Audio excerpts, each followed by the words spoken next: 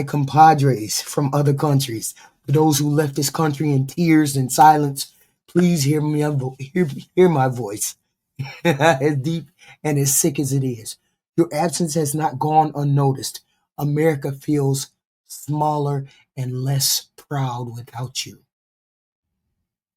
Our fields, our schools, our cities, they miss your laughter, your labor, your light, your shine. You came here believing in a dream that America promised to the world, a dream that says hard work and heart are enough to belong here. And yet that dream was stolen from you by leaders, by this Trump administration who saw your hope as a threat.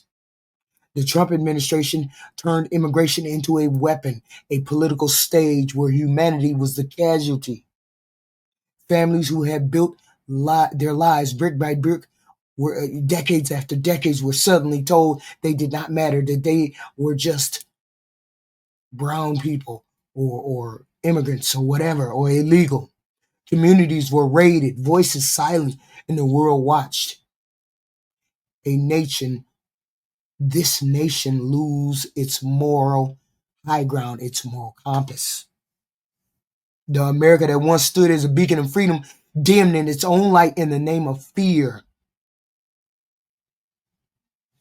To those who self-deport, I say, I am sorry. We are sorry. You deserve better than this betrayal. You carry the American spirit. I get it. Even when America refused to carry you, your departure is not a sign of weakness, but a testament to your resilience. It is. You did what you had to do to survive, and survival itself is an act of courage. It is. Still, there is some hope, I guess, because change begins with truth. And the truth is that this nation cannot be whole or be the shiny beacon without you. This America we dream about, one that honors diversity, supposedly is supposed to, compassion and justice, hopefully, will rise again after this regime is long done and gone. That day come, we will not just welcome you back, we will thank you for reminding us of who we are meant to be. This country is meant to be. This is a terror. And this is a shame. It's official. Yesterday, President Trump signed an executive order establishing Project Homecoming. The government will pay you if you'll self-deport yourself, including your flight back home. This executive order lays out a 60-day window for immigrants to voluntarily deport themselves. After that, they're gonna deploy 20,000 agents to conduct the biggest deportation campaign ever, according to Trump, to find and deport people. Now, they're saying that if you voluntarily deport yourself, you might have a chance to come back. But is it true? It's not that simple. If you've been illegally in the United States for over a year, the moment you set foot outside the United States, you're automatically barred for 10 years. And people that came here many times unlawfully are subject to the permanent bar. So while the promise is nice, in reality is if you leave the United States after being here unlawfully, the chances of coming back are close to zero. Speak to an attorney before making decisions. Operation Freaky Friday. Yes, that's correct. That's the name of a new policy that the Trump administration plans to implement, which is intended to scare children under the age of 18 into self-deporting or otherwise face the possibilities of indefinite detention, or also they could go after their parents and their parents could face criminal charges for human trafficking. Now, these children that come into the United States unaccompanied could qualify for SIJ, Special Immigrant Juvenile Status, which is a humanitarian program that allows them to eventually receive their green card. The Trump administration is going to new lows. They are targeting children under the age of 18, as young as 12, 13, 14, threatening to self-deport themselves, or their parents could face criminal charges. Very, very inhumane, very unlawful. These children are protected, but nothing that they're doing nowadays seems to really startle me, seems to really surprise me. They have no decency, but let me know what you guys think. Why I'm crying, I don't know. There's a craze to live in this country, but freedom is more important than all these countries? Is it because of the dollar? Is it because of the pound? Shackles can never be better. Shackles, being arrested can never be better. Being arrested can never be better. Being in the jail in a foreign land can never be better. It hasn't gotten to that, my people. Anybody that has to pick between being arrested, being in detention, being in cells, or to pick between that and going back in peace to your home country, please go back to your home country. Please. The foreign land is not heaven. I will weep for my people. Foreign land is not heaven, no. Go back home. Last grocery store trip before I self-deport. A lot of people think I was overly negative in my last video about leaving America for Nigeria, so let's talk objectively about what I'll miss. In America, I was able to afford a car for my job, and with a car you can drive wherever you want safely because there are good roads and you don't have to worry about kidnappers and terrorists. Look at the ambulance up ahead. When I talked about healthcare, someone tried to argue with me. Emergency services in Nigeria are nowhere close to the United States, where first responders will come to the rescue within minutes of accident and injury. I'm going to a clean, organized grocery store for my produce, while in Nigeria, the average town, I would be going to an open-air market. Stop referring me to Lagos and Abuja because that just proves the point. The infrastructure available to the average American far surpasses that of the average Nigerian living in Nigeria, and they would have to go to one of the mega cities to come anywhere close to it. I usually eat this corn raw until someone told me you're supposed to cook it, and that's funny because I could not eat raw corn from my father's maize farm in Nigeria. What are they putting in the corn? I love bread, and I think I'll love bread everywhere. The grocery store was decorated for 4th of July, and just look, everything is just straightforward and organized. Everyone is quietly standing in a line. I could pay with Apple Pay. There was a time living in Nigeria I was worried about cash. Like, you could have money in the bank and still get frustrated in one way or the other because there's some new hurdle obstructing business. Not here in America. Anyway, here's the grocery haul. I've got my bread, of course, and I got this caramel popcorn that's kind of specific to New England, but I think I should be able to find similar stuff in Nigeria. I don't even know what this is. This was my first time getting it, and it did not taste good, so don't get it. Overabundance can actually be a bit of a problem in America because there's so many different choices, you can make the wrong decision. And then I got sushi and a poke bowl. I really love sushi, which is funny because when I first came from Nigeria, I hated it. And then I got some bananas. I don't like bananas, but they're healthy, so I just eat them. There's the raw corn that you're not supposed to eat. You're supposed to cook. I haven't stopped though. Like, it's never made me sick, and I think it's so crunchy and delicious. So, you know what? I stand by it. Eat raw corn if it's delicious. And these are mandarins. I'm not going to find this exact kind in Nigeria, but there's tangerines and there's oranges. I'm so excited to eat akara. I haven't had akara for a really long time. Every time I make it, it's just not quite the same. And I miss mangoes. Oh my god, American mangoes are so shitty. I've had 3 mangoes all 7 years I've been here, and every single one of them has been bad. About the roads, Nigeria is better than America concerning public transportation, logistically speaking. In no other regard, just logistically speaking. You can hail a cab anytime, or a bus. Wait, those aren't public transportation. Yeah, never mind then. Never mind. So, yeah. Despite all this, I am still looking forward to going home. It's just obvious to me that there are problems with Nigerian society that people should talk about rather than pretend there's nothing to the notion of a reduction in quality of life when you move from the United States to Nigeria.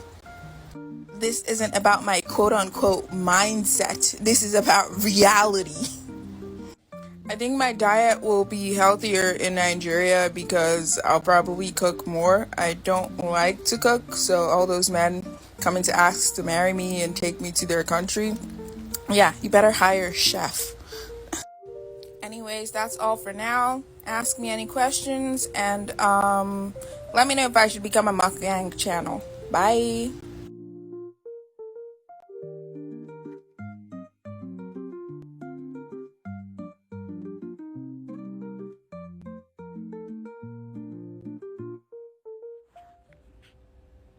Good morning, everyone.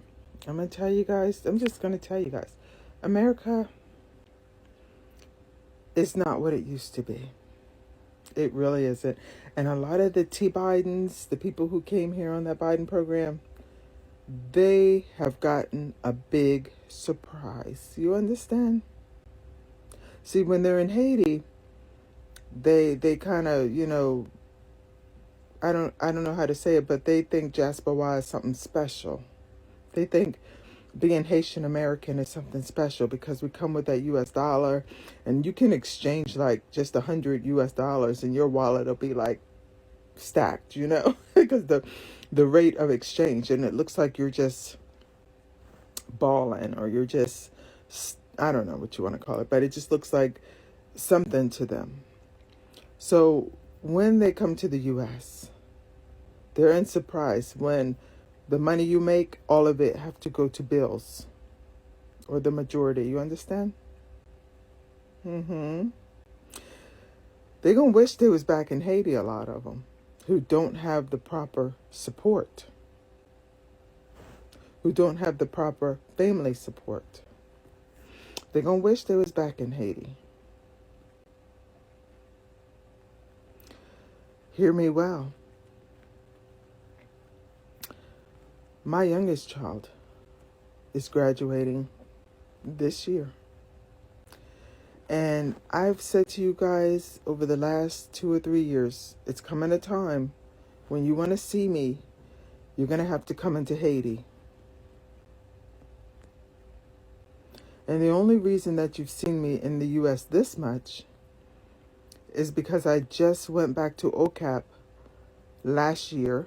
And even still, there's been so much things going on politically that have locked the country, that have stopped flights, that have just... You understand? So in Haiti, you got to be prepared. You better stay prepared, which I am. I got my solar. I get the water from the Lacoute. I don't drink it. I got Culligan water stacked up. You understand? But your biggest expense in Haiti is probably food and water.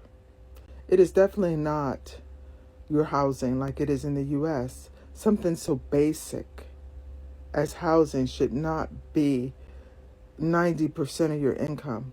That should be a given. That should not be. You got people living in the woods. There was one guy came up on my For You page. He living in the woods. And I'm like, baby, no. You ain't supposed to be living in the elements with cougars and them big cats that walk at night out in the woods and stuff, and snakes and stuff. We're not cavemen. We're not cave people. We're not supposed to be living in the elements like this. You're not supposed to be living in cars. You're not supposed to be living in what are those people just living any kind of way? Some people are living in hotels. And then somebody, when I first moved to OCAP, had put a comment on one of my videos. Back then I didn't know how to press on it and reply to it. Now I do. But they put a comment on one of my videos and said that where did I get a sofa from in my house? I'm like, just because it's Haiti, I'm not supposed to... Baby, we all got furniture, okay? What are you talking about? The majority of average people in Haiti, yes. Average people, we all have furniture. I have been in people's homes in the U.S., in their apartments, and they had no furniture, nothing but an air mattress, a blow-up air mattress. So how can somebody be surprised that I have furniture in Haiti? See, the media just wants to show the poverty side of Haiti. And that's cool. Leave Haiti for me. But me, I don't want to do that. I don't want to do that. I definitely don't capitalize off of people's misery. That's not me. When I show you guys something, it's because I am truly, truly shocked. I was truly, truly shocked how the people were living in Hugo Chavez Park, and that was just the start of it. It got worse and worse and worse. And now I hear that the protective status for people who came from Haiti on T. Biden is no more. So those people, if you're from the West Department, I suggest you find a way to change your status. You're in the U.S. You understand? Because you couldn't pay me $1 million US to live in that West Department right now. You could not pay me $1 million US to be kidnapped, to be held ransom, or maybe not even make it out alive. You couldn't pay me $1 million US. It wouldn't be worth it because I'd have to pay it for ransom. I'd have to pay it for protection. I could be, unalived for it. You couldn't pay me to go to that department and live. So I feel bad for anybody who is sent back to that department. You need to change your status. You need political asylum or something, okay? Because it ain't no joke. It is truly the wild, wild west in that West Department where Port-au-Prince is, where Cabaret is, where all these areas that I know where it is truly the wild, wild west.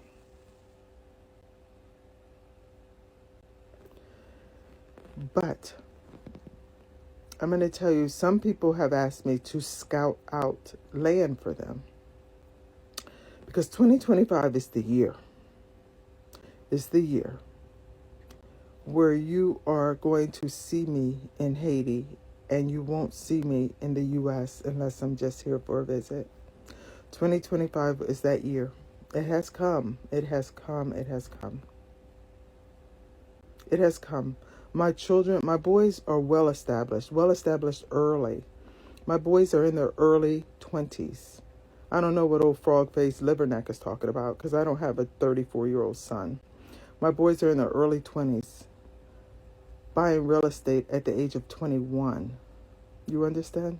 A couple years ago. They're in their early 20s. Well established, more than 40 and 50-year-old men. They're well established. And if they can make it in this matrix, okay. My daughter, a professional, well established.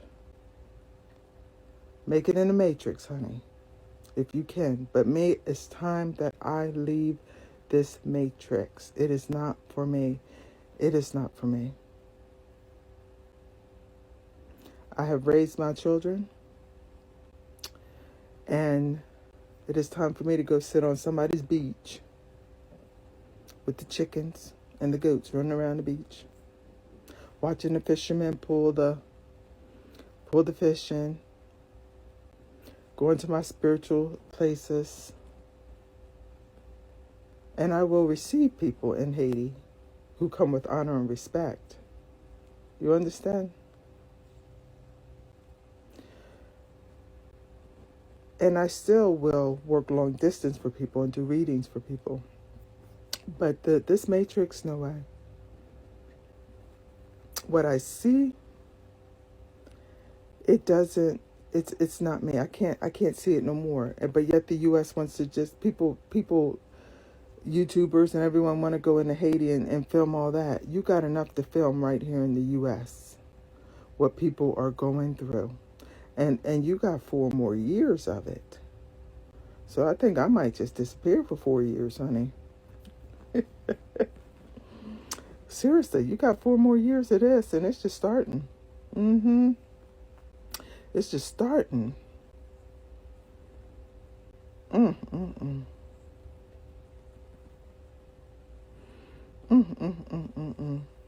My boys are well established. They have a beautiful place, and they work together, pay their bills together. We stay together like a family. Somebody got it. Ain't nobody got needs, because you know somebody got it. We're going to put it together. We're going to get it. That's how we are. I'm on board that. I just got deported back from the US due to this Trump clearing of illegal immigrants. Unfortunately, I'm not an illegal immigrant, but I am a full-breed Nigerian who has lived in the US for a very long time. And well, unfortunately for me, I happened to be outside during the raid in the state. It's a very long story and a very emotional one.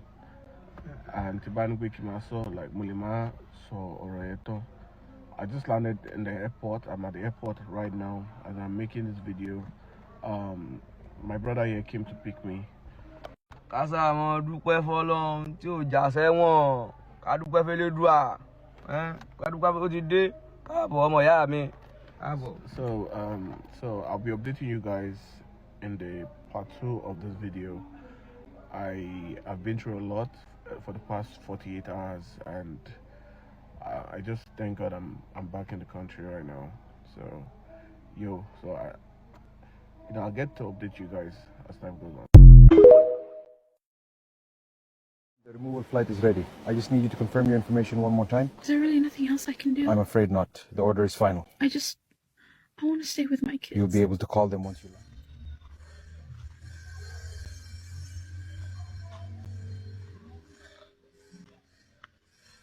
Girl, this the kitchen right here where people cook.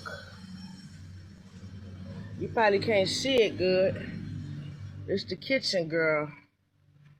And girl, let me show you the bathroom.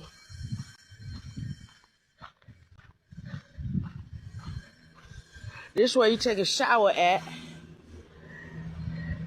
And let me show you where you use the bathroom at. You see that hole? Okay. Now, this where this young lady and her son, she pregnant. She let me stay until I can get out of here or get on my feet. Look. Girl, look. This her son. We all sleep on one bed.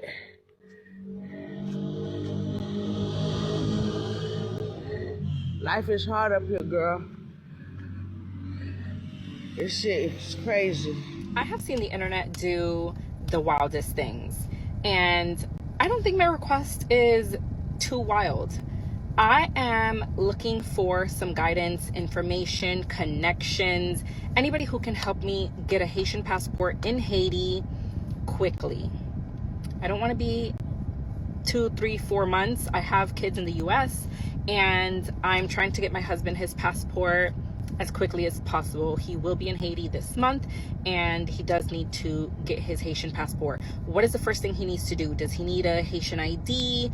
He has his birth certificate. If you guys have more information or can tag someone who can help me or direct me in the right direction, please, I need the internet's help for this one.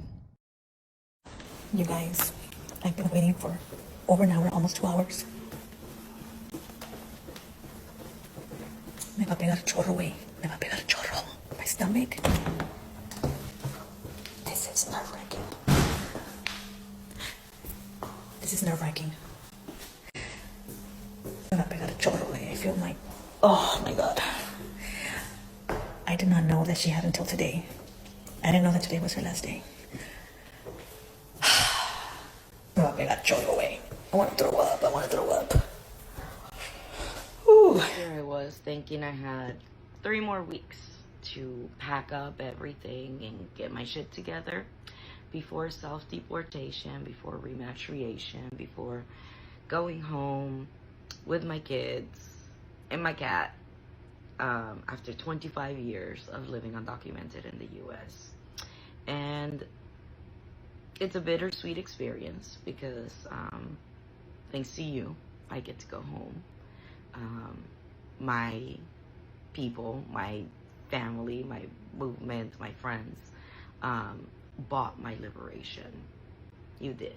and I'm so grateful. But it is a little scary after yesterday, after the big announcement, after Liberation Day for DC. We are suffering under fascism more than the day before, and it is a scary thought, to think that, you know, you could be walking out, going to work, getting a little coffee, and get snatched up. And so, you know, those 3 weeks that I thought I had of backing and finishing, you know, strong, kind of had to be crammed into 3 days. I'm still in the middle of it. I have so much things that I need to, you know, give away, get rid of, things like that. And yeah, I thought I had more time. But at the end of the day, it's one of those things. So, you know, today, if you would like to support me, I would like to bring up that we do have a GoFundMe page still going. We're almost halfway through the goal, getting us here to halfway, 11,000 out of $25,000 raised. Actually bought us our plane tickets and insurance and all of the paperwork costs associated with leaving, you know, delivering our belongings, our household belongings across the ocean over there. So yeah, if you'd like to support me today, our GoFundMe is still available. The rest of the money raised is going to go towards securing securing a house, a home, and a little apartment, something, when we move over there. Just like everywhere else, you know, you have to, you know, pay like deposits and, you know, little fees associated with, you know, getting your utilities and insurances, and they even have like these little broker fees associated with renting over there. So like you actually have to pay the agency like the equivalent of a whole month of rent, just for the services of renting you a house. I don't know, it's wild, but yeah, at the same time, it's what we come to expect. And you know, besides that, I'm looking for work already. I'm literally already applying for jobs and for artist grants and things like that. I'm doing my diligence.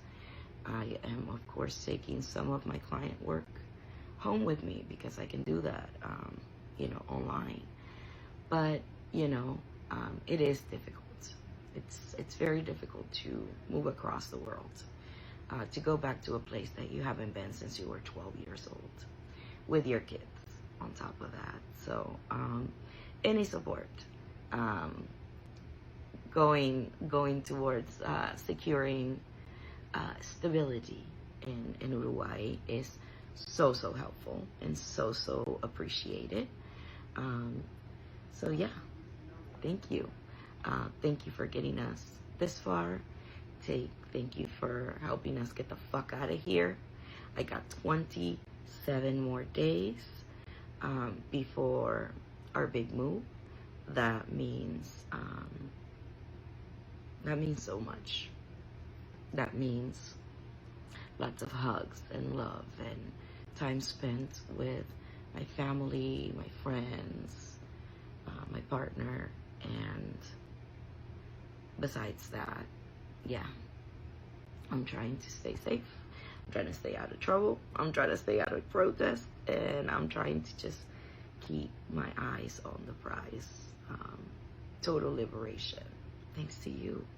So once again, thank you for donating. Thank you for supporting. Thank you for doing all that you've done to get us to this place. I'll never forget every piece of art, every piece of music, everything that you've done to help me get home.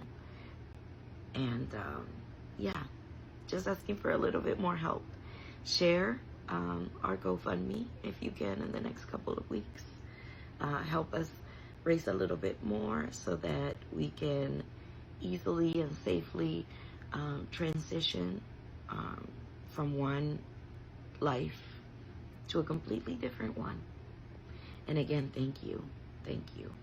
And also thank you to all of the other undocumented folks and documented folks that have reached out in the past couple weeks, in the past couple months, telling me of their decision to repatriate. It's been such a journey to inspire myself and inspire my children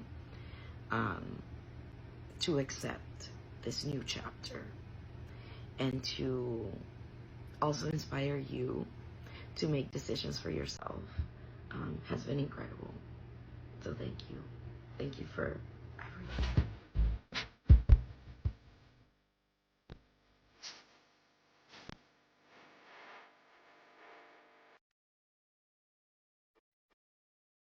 Myself, I volunteered to leave to Mexico because Donald Trump obviously is still gonna deport me. But I'm gonna try and walk back illegally. All right. So follow me. You guys see these plants? I have to go through these plants right here and all these bushes. But I think I'm already kind of by the U.S. I'm starting to smell like chicken nuggets and like, you know, that smell that cooked the chicken nuggets in the oil. I think we're almost back. I think we're almost back. I've been walking for like almost 3 days, you guys. But I smell the chicken nuggets. I think we're back in the U.S. Oh, I think we are back in the U.S. I see McDonald's right there. It smells like chicken nuggets. Chicken nuggets. I think we made it back illegally, back to the U.S. We're back, you guys. We're back, man. 3 days, same clothes, you guys. Same clothes. I'm back in the U.S.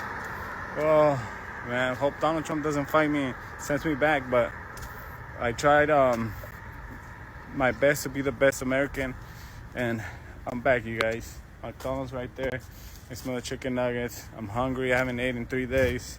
What's up, guys? It's Philly Dom. I'm out here with, what's your name? Let me know your name again. Marie Sanvelice. Hi, y'all. How y'all doing? Thank you for tuning back in.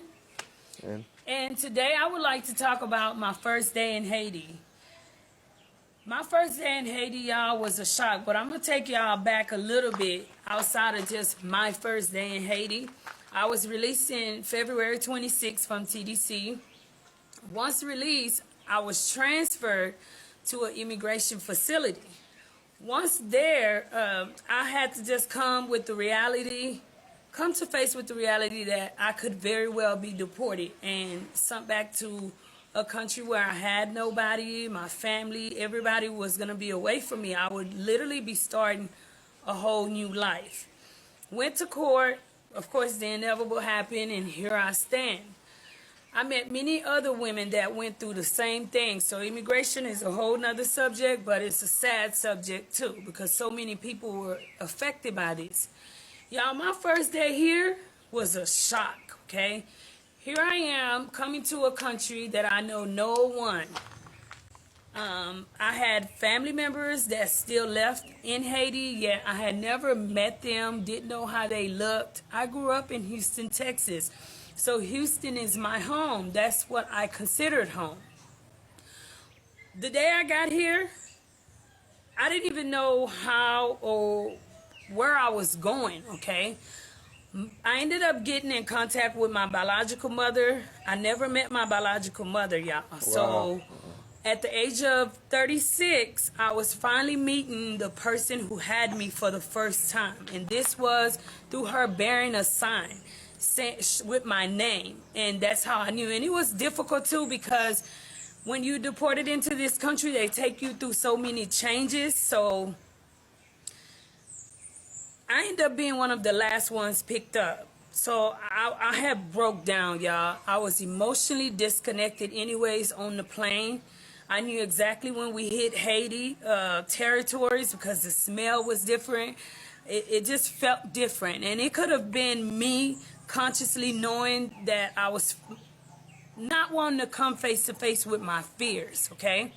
So once I get there, I'm waiting all day, y'all. I called home to my sister in the States, and I'm breaking down, literally letting her know, look, nobody's here to pick me up. Y'all, I just really blacked out emotionally, mentally, in every way. I just couldn't understand that. And most of all that day, if going to prison, when I went to prison, I thought I was mad with God, but no. I felt so abandoned by God that day. I felt so alone. I felt like I was in a country full of people, yet I had nobody. I was there by myself. So when I call home, they're calling back to Haiti, asking for somebody to pick me up because they wouldn't release me unless someone signed for me. Now, everybody's gone. Even the officers there are concerned about me because they can see that I don't know nothing and I'm not familiar with the country. Make a long story short, I finally run into my biological mother. And y'all, the ride home, it was like everyone was pretty happy to see me because I found out I had 2 brothers, a sister, and I was not happy. I was like sleep emotionally, mentally. I was so disconnected, you know. I really fell into a whole depression stage where I didn't even understand myself, okay? It took me a few days. The ride home was such a blur. I remember like on the way coming out of the airport, it was a pile of trash. People sleep on the trash, y'all. I just couldn't believe it. You know, my heart broke for what I was seeing. Now, remind you, this is my first day, y'all, being free after 13 years, which, you know, that's a long time. Even if I would have went home to the States, wherever I would have went, it would have been a transition. But now I felt like I was on a whole nother planet. This was stuff I was not even used to before my incarceration. I had not seen this. So the ride home, I remember seeing like the street, the crowdedness, there's so many people, y'all. I just really like closed my eyes and I blacked out. I mean, for days, y'all, I was depressed. I didn't want to eat. I remember crying so much. I cried and I cried. And then I'm like, okay, so are you going to keep crying? One day I just woke up. I'm like, are you going to keep crying? Or are you going to be a big girl and you're going to deal with this like you've dealt with everything else you face? Which is what brought me to wanting to share my life in Haiti with people. Because, y'all, I really never thought that life could get like this. Because here I was taking so much for granted. I always felt like, you know, life is life, you know. I made reckless decisions. I didn't think about my future. I didn't think how much effect that my behaviors actually had on me. And then now here I sit, it was like a whole pile dropped on me. Bam! It was my past. It was everything I've ever done. It was all the bad decisions I made. It was the changes. It was this and that. And I want to say, making this video, I really want to credit it to my time in TDC. Because had I not went to TDC and spent so many years deprived and being under the control of others and knowing how to live and with bare necessities in the States, how I grew up and my experience in prison, y'all, I don't know if I would be making this video today. I don't know if my days would go as they're going today. Like, I made after those few days, I woke up, I'm like, look, I have to have a different perspective about this. I got to start thinking different. I refuse to lose because everything attached to me win. As upset as I was with God, I knew He didn't bring me this far to leave me. So now I had to utilize my tools. I had to use my brains. I had to, you know, lean on Him more than my own understanding, because my own understanding, I was not getting anywhere. So today, that's why I decided, I'm like, okay, I'm going to do a YouTube. on my station, I'm not gonna always talk, y'all. I just want people to get really familiar with me, get to know me a little bit as you follow me. Some days I may get in front of this camera and talk, speak on something. Days going show y'all something, but my station is gonna mainly be about showing you about the bad, the ugly, and the good of my country. Today, I haven't been in Haiti over 6 months. I can honestly say, as hurt and depressed I was for coming to Haiti, and I still battle, okay, but I'm proud to say that I'm Haitian. And I would like to have the whole world see every part of Haiti. And hopefully we can get people who are into nonprofit organizations, into helping, and to come out to Haiti to really help. You got many people out here that want to help Haiti, but the money is really going into their own pocket. They're not really helping people, okay? So I really want, it's my desire, y'all, to help.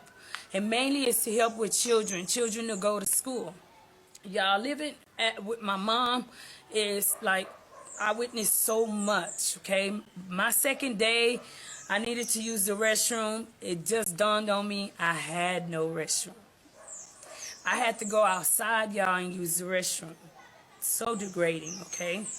In addition to going outside to use the restroom, if I needed to do a number 2, I also had to go outside. People had no toilet paper. Then when I saw the kitchen area, there was no kitchen. It was putting pots on rocks. It was then few days into me being there, it rained. It was a mess that day, okay? Everybody was up 1:30 in the morning running around. Why? Because the roof leaked. So now you gotta spare what you have, and it's even hard to even lay where you laying because the water is dripping on you. And I'm like, okay, God, I get this. I get it, okay? Use me for something bigger than myself. Use me to help others, okay? And this is what I want to do. Anyways, I hope that y'all like, share, and subscribe to my station. Please support me. If you have any questions, like always, I'm going to post on every video. If you got questions, whatever you want to ask me, whatever you want to know about Haiti, if you curious, if it's anything, even if you want to ask me about the trees around me, whatever you want to ask, please feel comfortable. Build a relationship with me as much as I want to build a relationship with y'all. And let's see together what kind of changes we can make. Thank y'all. And support the sister, man. Really support her. Because she's down there in Haiti. She out here in the struggle. And Haiti's a different world, man. It's different, like she said. That's why I couldn't even say nothing in there. She covered everything. Haiti is definitely a different world. Different. It's a different world. And let them know your channel. Let them know the channel. Oh, okay. Life in Haiti. And it's all together, you said? Life in Haiti. No space. Just Life in Haiti. So please like, share, subscribe. Support your girl, man. Support me, okay? All right. All right, peace out from, what's this area called in Haiti? Where we at? We're in Thomasin. So it's like outside of the capital. It's a nice area. It's a nice area. It's the decent area because you don't want to live anywhere in Haiti because they do protests at any given day, and that gets dangerous. You know, even little kids seems to have a big old rock they protesting too. So you always want to live kind of like on the countryside of Haiti, not too much in the city, because the city is where all the violence, gangs, kidnapping, so much is going on. Port-au-Prince. Port-au-Prince, that if you want to live, that's not the best place for you to live. So, thank y'all. And peace out from Haiti. More videos to come.